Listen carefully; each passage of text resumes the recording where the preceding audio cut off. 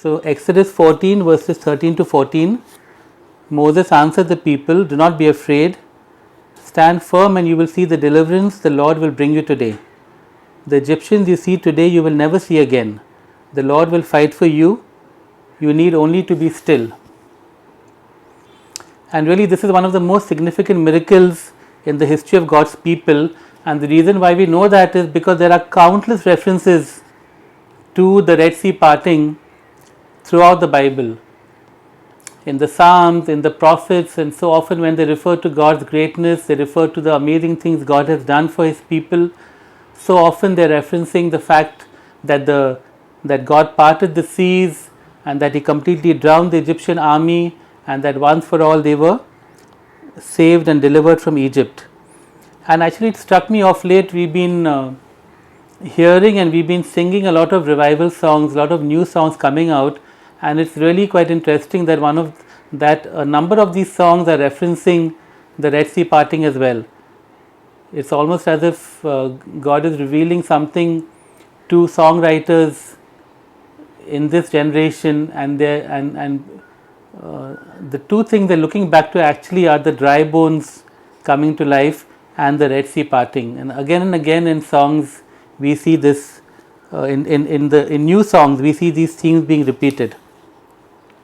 And Moses' words which he says here to the Israelites actually almost exactly paralleled centuries later, when once again Israel is in trouble. It's not Israel actually, it's now Judah and Jerusalem. And this is 2 Chronicles 20. This is a famous story of Jehoshaphat and how a vast army comes against Jehoshaphat, against Judah and Jerusalem, and how they are delivered. And so in the middle of, the vast army is approaching, Judah is looking at definite and utter defeat, and then a prophet gets up and speaks to Jehoshaphat and the people, and he says, this is from verse 15, I am reading verse 15 and verse 17. "This is what the Lord says to you, do not be afraid or discouraged because of this vast army, for the battle is not yours but God's." And verse 17, "You will not have to fight this battle. Take up your positions, stand firm and see the deliverance the Lord will give you, Judah and Jerusalem. Do not be afraid, do not be discouraged. Go out to face them tomorrow and the Lord will be with you." And so we see this, whether it is the Red Sea situation or here in the time of King Jehoshaphat, an utterly hopeless situation with no earthly hope of survival, leave alone victory. Okay. And in both cases we see the word of the Lord, whether it's Moses speaking earlier or the prophet speaking to Jehoshaphat here, the words are the same. Do not be afraid, do not be discouraged, see your deliverance. The battle is the Lord's. He is with you, He will fight for you. And of course in both cases they are told to stand firm. In fact, in the case of Jehoshaphat, if you look at verse 17, it says, "Take up your positions, stand firm." That word, take up your positions, also means stand firm. So actually he's telling the people of Judah and Jerusalem, stand firm. I repeat, stand firm. Okay. That word stand firm means to take your stand. It's as simple as that. Take your stand either for something or against something, but to take your stand. And I think that's something that is so relevant to the church today. With the kind of pressure that the church faces, the church has always faced pressure. That's why there's so many times in the Bible, of course, right from the Old Testament to the New, that this phrase stand firm comes. Because we are always under pressure to do what the world wants, to do what evil wants, to go against what God wants. And in our generation, again, we are just facing so much pressure, and I believe that God would say to us, stand firm. This is of course the Old Testament, and these stories are really dramatic stories of what God does. In the case of the Exodus story, of course, the Red Sea parts, the people cross across onto dry land and finally leave Egypt, or Egyptian territory, and the entire Egyptian army is drowned in a matter of minutes. The scale of the victory is incredible because Egypt was the superpower of that time, and they came with their chariots and horses, and the chariots were the cutting edge weapons of that time. It's a bit like today if you are facing the full might of the US army with their nuclear missiles and all of that. That is the parallel actually. And in a matter of minutes that entire army was destroyed. When we look at the chronicle story, there are 3 nations that come against Jehoshaphat and his people. And at the end of the story, I mean most of you know the story, we've done it so many times.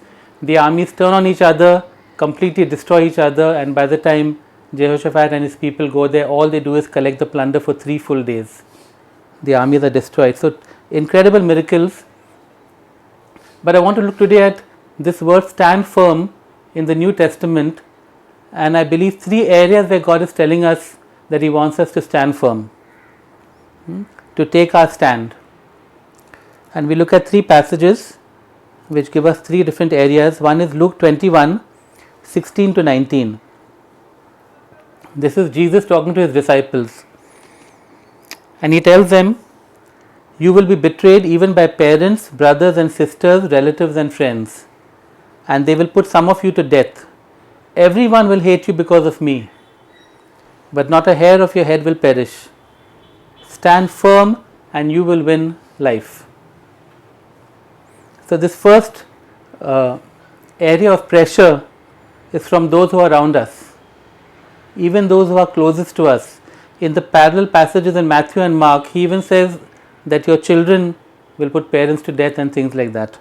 Okay, so your absolutely closest family members, parents, children, brothers, sisters, as well as relatives. So family, friends, society. When you look at the previous passage, in the context, Luke 21 and the other 2 passages as well, it's society as a whole that will be against you. It is people in authority, kings and governors, courts and judges and rulers who will be against you.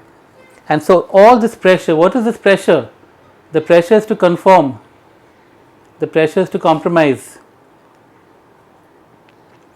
And it's enormous pressure, especially from people who are so close to you. People who have and even if they're distant like authority, people who have the authority to even kill you. And Jesus is saying, stand firm in the face of hatred, even death, and your reward will be life. Look at the contrast here. They will put some of you to death, everyone will hate you, but not a hair of your head will perish. Well, if they put me to death, will not my hair perish?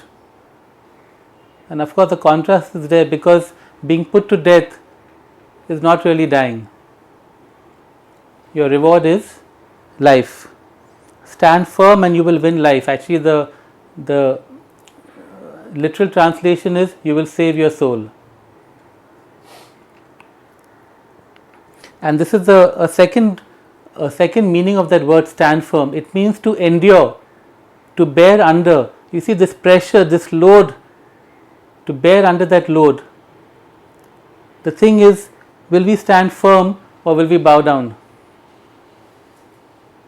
One story that comes to mind immediately is the story of the fiery furnace and Daniel's 3 friends. They could either stand when they were told to worship, or they could bow down and worship that idol. They chose to stand firm, and of course we know the incredible miracle that God performed for them. Okay. So this first area of pressure is from the people around us, even those who are closest to us. And Jesus says, stand firm, because only then will you save your soul, even if you lose your life. The second area I want to talk about is Galatians 5 verse 1, which says, it is for freedom that Christ has set us free. Stand firm then, and do not let yourselves be burdened again by a yoke of slavery. Okay. What is the pressure that is coming here? And again, this is a pressure that is so common to us. It's the pressure from religion, from tradition, from rituals. It is the pressure of legalism, of judgment. Okay.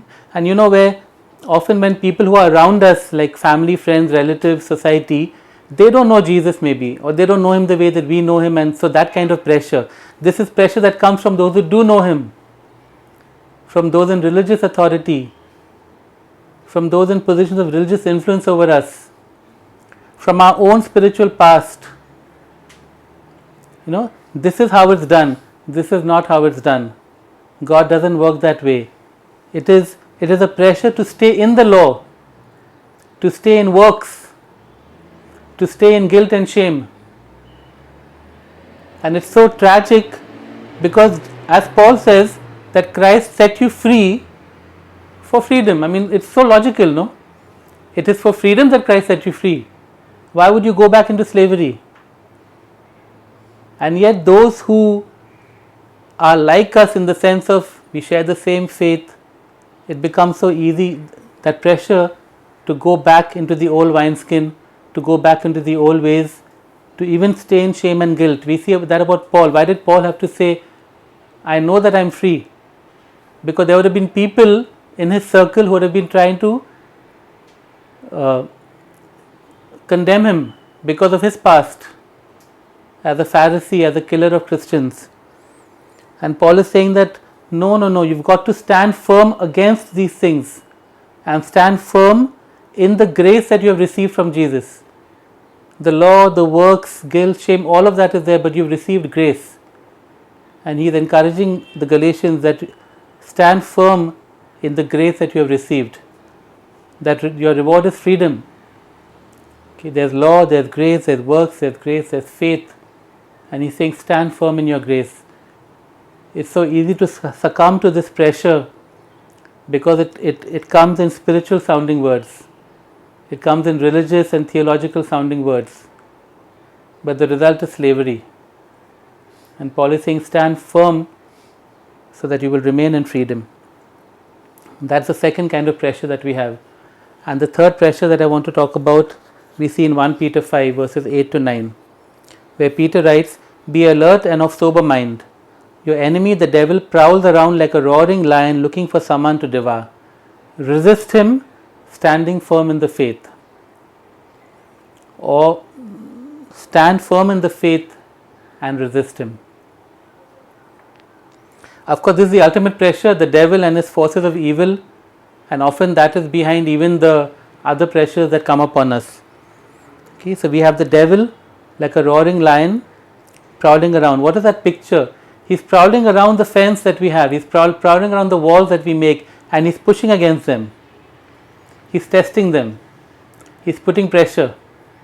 And then he finds a weak spot. And then he comes in. And what Paul is saying here is that the act of standing firm is itself resistance. That act of standing often seems to be a very passive act. It isn't. That very act is resistance. Resist the devil by standing firm. Standing firm in what? Standing firm in the faith, in the truth. Because the devil is the father of lies. He will lie about God, he will lie about Jesus, he will lie about your situation, your circumstances, he will lie about the world outside, he will lie about what perspective you should have. And Peter is saying stand firm in the faith, and in that way you will be resisting all of these lies and you will remain in the truth. Now the reward is rather interesting. If you go on to read 1 Peter 5 from 9b and all that, he says that stand firm in the faith and you will suffer. But after suffering you will be restored. So the reward is restoration after suffering. Whether it's Jesus who tells us not a hair of your head will perish, but some of you will be put to death.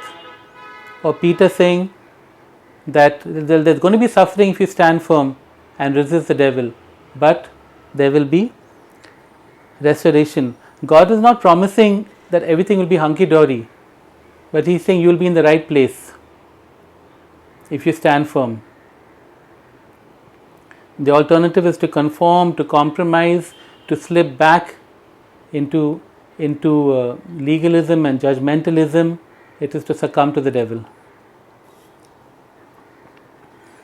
And when we are talking about the devil, of course the most famous passage is Ephesians chapter 6. And I want to read verses 10 to 14. the passage, often when we read this passage, we talk about the armor of God, but I want to read the part before that. In Ephesians chapter 6, verse 10, he says, "Finally be strong in the Lord and his mighty power." Now I want you to see how many times he uses the word stand firm. Put on the full armor of God so that you can take your stand. That word is stand firm. Against the devil's schemes.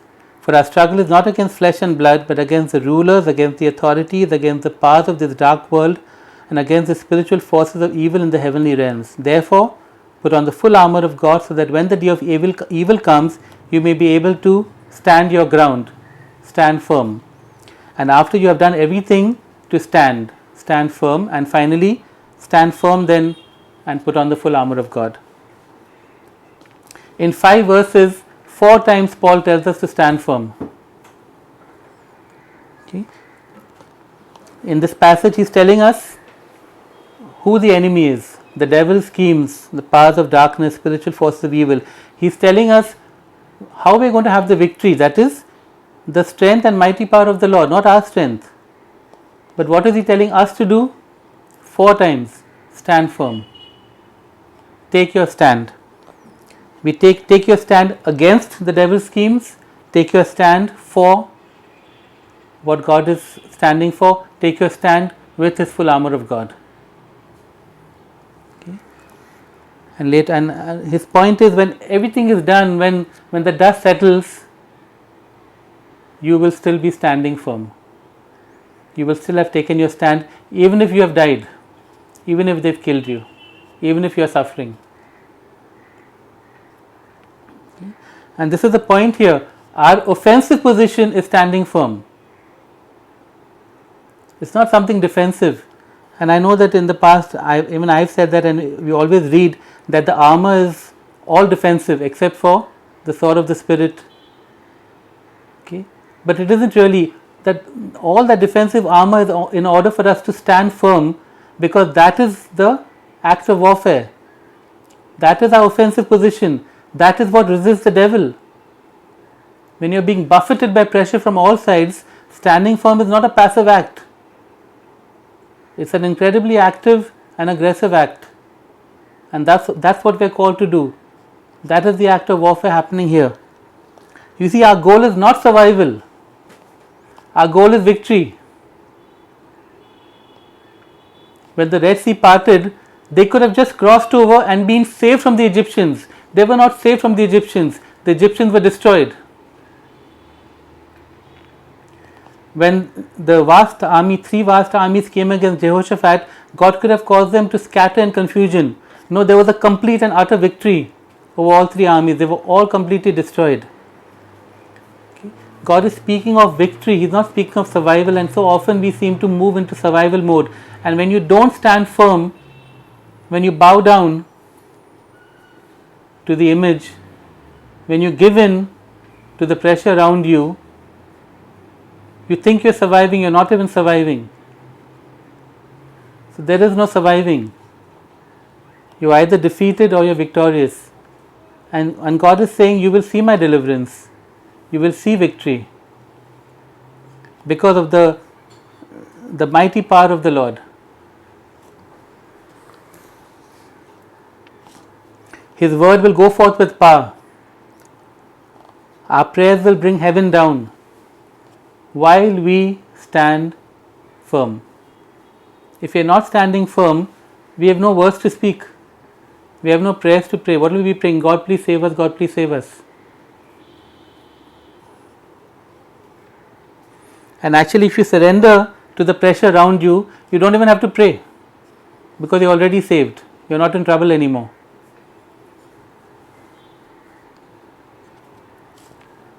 We are called to stand firm. And I believe so strongly that God is speaking to us in different areas, and especially in this age where social media and other pressures are so enormous over us. We really need, I would love to be specific and give all sorts of examples, but I believe sometimes that you have to just say the thing and say what Jesus says, he who has ears, let him hear.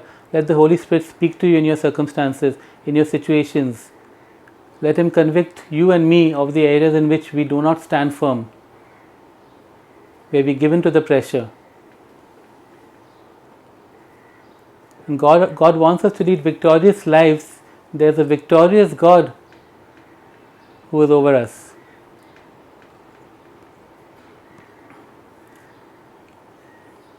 And let the Holy Spirit show you how to stand firm, that we may not conform or compromise. In conclusion, I felt I just want to ask everyone, just close your eyes, and I want to speak these words over us and let them sink into our spirits, and let the Holy Spirit activate something in us through the Word of God. Okay. Just ask, I say, come Holy Spirit,